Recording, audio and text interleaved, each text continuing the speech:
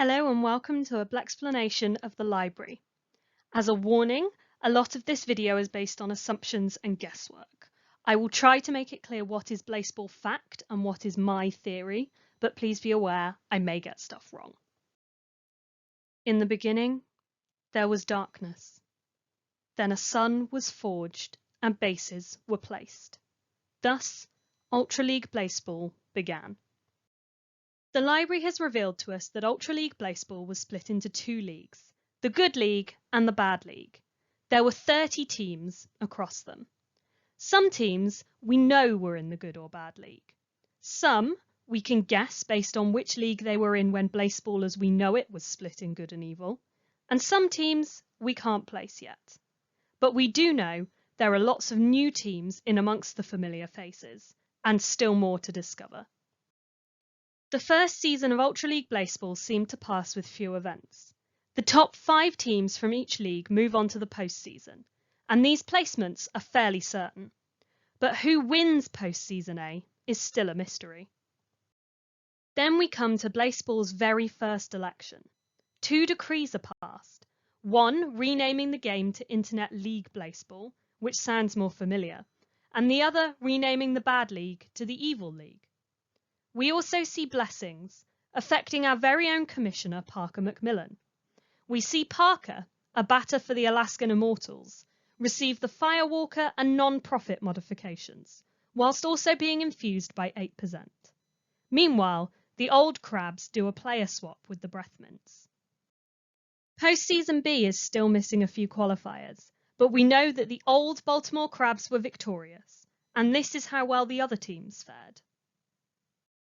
In the Season B election, we see the impact of the Fireball's hex on Parker as they roam to a new team, leaving the Alaskan Immortals and Instability behind. We are aware of 3 main events in Season C. The first is the incineration of the Immortals. On Day 8, the unstable team play in solar eclipse weather and meet their tragic end, to be replaced by the Downward Dogs. The next event is the first part of the rivalry. The artists play the Shoe Thieves, but more importantly, Megan Ito pitches against Parker McMillan. From the unredacted entries, it would appear the artists, with Parker at bat, shame the Shoe Thieves. Then we have the election.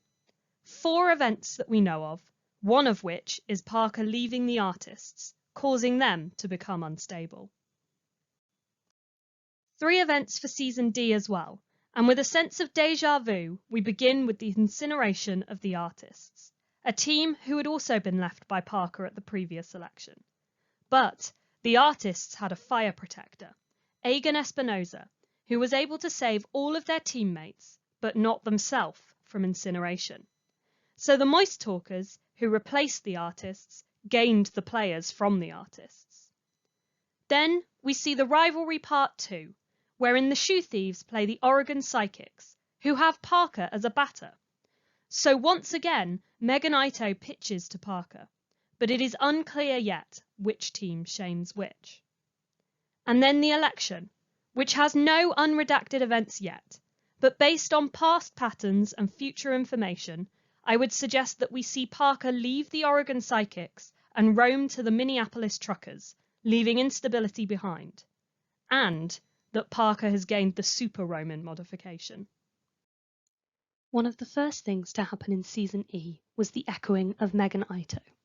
This was also one of the first entries we revealed as fans. It would appear that Megan Ito, playing on the Truckers, was in possession of a force field, meaning they would not be able to leave the position they were in. So when the Truckers were incinerated, Megan was not able to enter the Hall of Flame, as they were held by force on the Truckers team. This led to a paradox, and Megan echoed themselves into static, whereupon they dropped the force field. The force field dropped, Megan's alternate was called, as Megan was now in a static state, and new Megan Ito arrived in the league, joining the Birds as a pitcher. Now we enter Season E, where I begin to make some more assumptions. We know for a fact that Parker McMillan has the Super ROAMIN modification, and so will change team every 9 days. We also know that they leave Instability behind every time. As the truckers were incinerated on day 13, we know they became unstable on or after day 9, making it likely that Parker started the season with them, but who he moved to is unclear. Until day 90, all of these movements now are based on assumptions, from entries in both Parker and teams' feeds that line up. So day 18, he moved to the flowers, then on day 27 to the excavators, from there to the dogs, followed by the queens. Moving to the whales, then the fireballs. There is a gap before Parker moves to the cows, and then finally the llamas, where we know he ends the season. Based on entries in a walk, we can assume there are at least 11 team incinerations during Season E. On day 13, the truckers are incinerated and replaced by the birds. This we know for sure.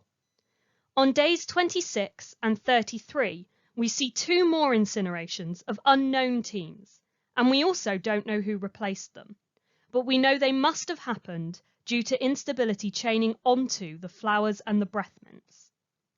On day 43, both the old crabs and the excavators have their last feed entry, and we know that they do not enter prehistory 2, so they may have been incinerated on this day, and the old crabs were replaced by the new crabs, whose first feed entry is on this day.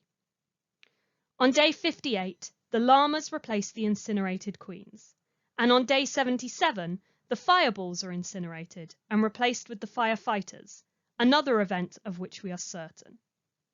On day 78, the rhinos replace the lobsters, and day 91, the steaks replace the cows. Both the squirrels and the psychics have their last feed entry on day 99. Whether they were incinerated or met some other fate is unclear, but based on the state of Season E, incineration is my bet. Particularly as instability was everywhere in Season E.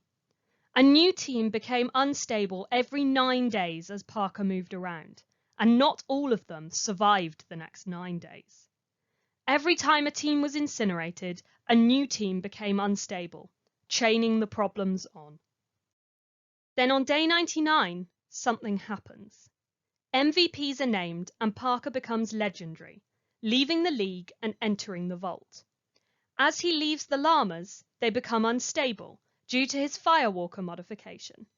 But as we continue down the events, we see that the rhinoceroses have also become unstable, despite Parker not being on their team. In fact, there are enough entries for every team of the league, and most of them correspond to entries in team feeds. In leaving the league, Parker has left instability in their wake, and made the whole league unstable. We see from the Sun entry in the Discipline era that the Sun's pressure builds when players or teams are incinerated, and that by day 99 of Season E, Sun 1 is at critical. With every single team in the league unstable, it would appear that there was only one choice to be made: reset the league and try again from scratch. As, after a siesta, the reset decree is passed, and we see the end of Prehistory 1. But the birds have the foresight to avoid a pudge situation and equip Parker with a force field, meaning he will be unable to roam from the vault, protecting future teams from the effects of Firewalker. In the beginning, there was darkness. Then, Blaseball was created. Then, lots of teams got incinerated and it nearly exploded the sun. So the sun was refilled, the bases were placed, and Blaseball began again. Thus, Internet League Blaseball got a step closer to how we know it: a good league and an evil league with 29 teams. This is all we know so far about the second attempt at Blaseball, which leaves us with plenty to uncover. Thank you for joining me as I attempted to decode the entries in the library and make clearer the history we do know. I'll be back with more Blaseball fun and facts soon, but until then, rejoice, play ball.